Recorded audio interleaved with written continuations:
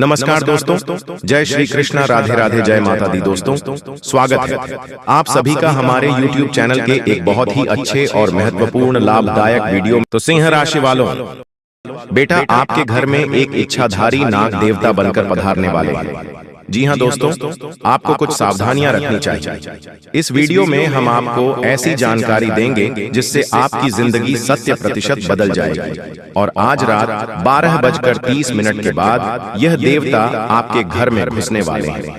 यह कोई सामान्य नहीं है, बहुत ही बड़ी दिव्य नाग देवी और नाग देवता शक्ति रहेगी। इन्हें नाराज करने की भूल बिल्कुल भी मत करना।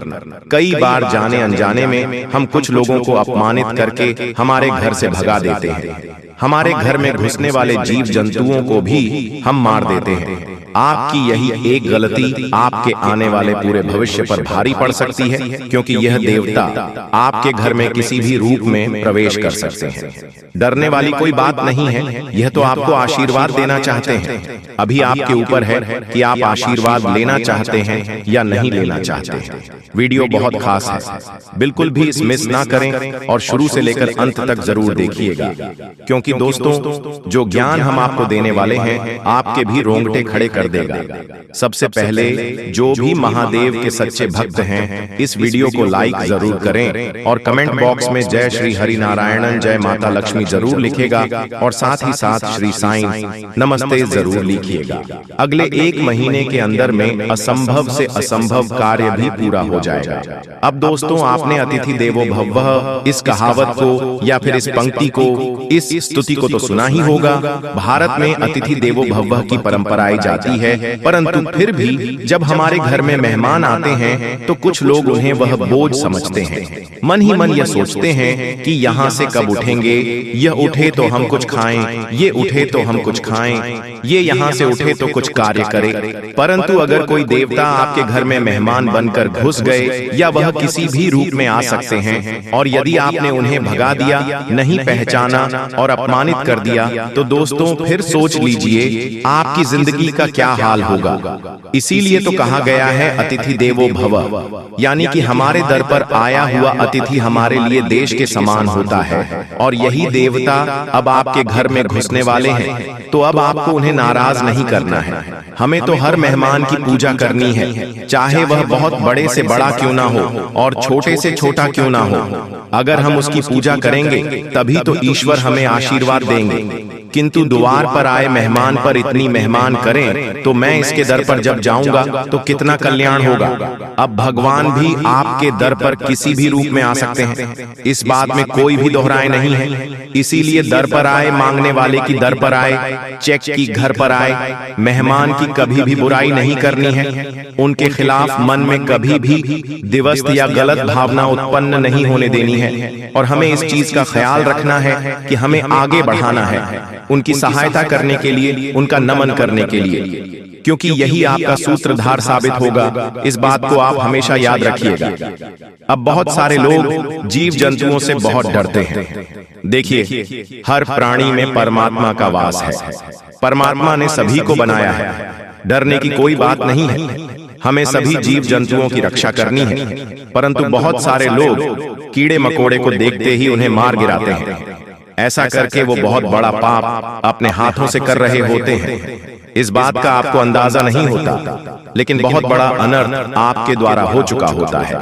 यह आपको बिल्कुल भी शोभा नहीं देता है, आपके पाप कर्मों को बढ़ाता है और आपके लिए अपने महत्वपूर्ण कार्य में अटकने पैदा करता है। तो अब अगर आपके घर में कोई देवता आने वाली है तो वह जीव जंतुओं का रूप लेकर भी आ सकते हैं। मान लीजिए वह किसी जंतु का या फिर जीव का रूप लेकर आपके घर में आ रही है और आपने उन्हें बहुत मार करके भगा दिया। यह थोड़ा छोटा कीड़ा मकोड़ा, उसे आपने अपने पैर से कुचल दिया, तो सोचिए आपके द्वारा कितनी बड़ी गलती हो जाएगी। यही तो दोस्तों परीक्षा का समय होता है। मान लीजिए अनजाने में आपसे अगर कोई गलती हो जाती है तो दोस्तों मौका होता था आपके पास में किस्मत को चमकाने का, उस मौके को आप खो देते हैं। तो हमारा आपसे यही आग्रह है कि मात्र 24 घंटे बाकी रह गए हैं। आज रात 12:30 के बाद कभी भी देवता आपके घर में में प्रवेश कर सकते हैं। बहुत सारे लोग ऐसे भी होते हैं जैसे खुद देवता आते हैं आपके घर परिवार में या कोई भी इसके बाद में हवा में छूने लगते हैं, अलग अलग तरह की हरकतें करने लगते हैं, तो उनके चरण स्पर्श जरूर करें। इस रूप में भी वह आपके घर में प्रवेश कर सकते हैं, लेकिन आप उन्हें पहचान नहीं पाएंगे। और दोस्तों, हो सके तो उनके मनपसंद चीज उन्हें खिलानी है और किसी भी तरह से उनसे आशीर्वाद ले लेना है, क्योंकि उनका यह आशीर्वाद आपके काम आएगी। उन्हीं का आशीर्वाद आपके दुश्मनों की चाल से बचाएगा। उन्हीं का आशीर्वाद आपको हर परिस्थिति का सामना करना सिखाएगा। आने वाले अगले दिनों में एक और चाहा तो दूसरी ओर रहा, यानी कि जो चाहेंगे उसी का रास्ता बन जाएगा।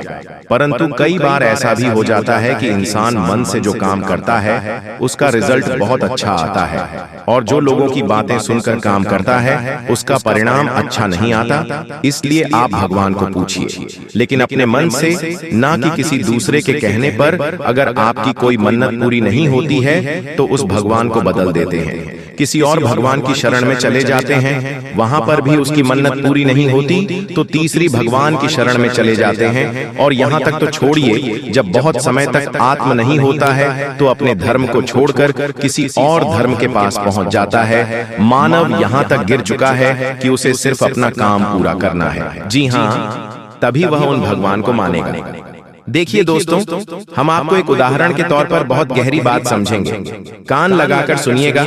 मान लीजिए आप एक कुआं खोद रहे हैं, आपने उसे थोड़ा सा खुदा और पानी नहीं आया तो आप दूसरा कुआं खोदने लग गए, उससे भी आपने थोड़ा खुदा और पानी नहीं आया, फिर आप तीसरा कुआं खोदने लग गए। इसी तरह से आप कुआं खोदते गए और किसी में भी पानी नहीं आया। पानी न आने का कारण क्या था? आपने सब कुओं को थोड़ा थोड़ा खोदा।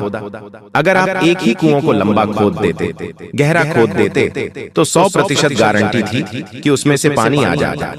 उसी प्रकार से अलग अलग भगवानों को पूछने की गलती मत करिए। चाहे आपका काम बन रहा है या नहीं, किसी एक भगवान की भक्ति में ही लीन रहिए।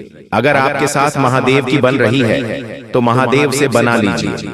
राम जी के साथ आपका कनेक्शन बैठा है तो आप राम जी से बना लीजिए। आप कृष्ण जी को मान लीजिए, आप माता रानी को मान लीजिए, लेकिन भक्ति में बदलाव मत करिए। किसी एक ही भक्ति को अपनाइए। आप सब एक हैं, कोई अलग नहीं है। आपका काम जरूर बनेगा, लेकिन आपको एक ही कुएं को गहरा खोदना होगा। क्योंकि दोस्तों, भगवान एक ही है, किंतु उसके रूप अनेकों हैं। जैसे कि दोस्तों, हमने आपको बताया कि यह देवता किसी भी रूप में आपके घर में दस्तक दे सकते हैं। अगर सामान्य आंखों से उन्हें आप नहीं देख पाए तो यह दूसरी बात है, लेकिन किसी का रूप देख करके अगर आपके द्वार पर आते हैं तो चाहे कोई भी आ जाए, मांगने वाला ही क्यों ना हो, उसे आदर सत्कार से कुछ देना है, उसका सम्मान करना है, उसे प्यार भरे ही बोल बोलने हैं, उसे कड़वी बातें नहीं करनी है। यह बात आप खास तौर पर ध्यान रखें, क्योंकि अक्सर जब हमारे दर पर कोई मांगने वाला आता है तो हमारा मुंह बन जाता है। हम उसे कुछ देना नहीं चाहते,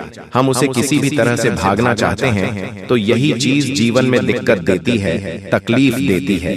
अगर भगवान ने आपको किसी को कुछ देने के काबिल बनाया है, देखिए, लेने के काबिल तो नहीं बनाया है, देने के काबिल बनाया है। ये कितनी अच्छी बात है। आपको इसका अभियान रखना चाहिए कि आपको भगवान ने देने के काबिल बनाया है, और पृथ्वी गोल है, और आपके पिछले जन्म में आपकी यह गलती हो सकती है, आपको लेने वाला बना दे। इसीलिए हमें तो आज से ही, अभी से ही हमारे कर्मों को सुधारते रहना है, क्योंकि हमें इस जीवन मरण के चक्र में नहीं फंसना। हमें तो भवसागर पार करना है, और वह भवसागर पार होगा मर्यादा के साथ, आत्मसम्मान के साथ, ईमानदारी के साथ, सत्यता के साथ, और हमेशा सदा सही व्यवहारिकता, सत्कर्म के साथ। तो जिंदगी में यह नियम बना लीजिए कि सभी से प्यार से रहेंगे, सभी से प्यार से बात करेंगे। तो यह दुश्मन ही क्यों ना आपके द्वार पर आ जाए, हमें उसका भी सम्मान ही करना है। तो दोस्तों, आशा करते हैं कि वीडियो में दी गई जानकारी आपको बहुत पसंद आई होगी। वीडियो अच्छी लगी हो तो अपने दोस्तों के साथ, मित्रों के साथ और परिवारजनों के साथ इसे साझा करेगा। साथ ही कमेंट बॉक्स में सच्ची श्रद्धा से जय शिव शंकर, ओम नमः शिवाय लिखकर अपनी मनोकामना भी लिख दीजिएगा, ताकि भगवान आपकी सीधे सुनवाई कर सके।